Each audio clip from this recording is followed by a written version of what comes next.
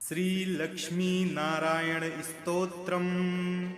ॐ श्रीनिवास जगन्नाथ श्रीहरे भक्तवत्सल लक्ष्मीपते नमस्तुभ्यं।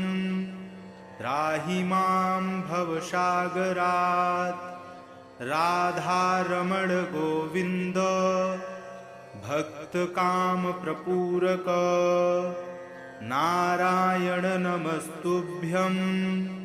त्राहि मां भवसागरात् दामोदर महोदार शर्वापत्तिनिवारण ऋषिकेश नमस्तुभ्यं।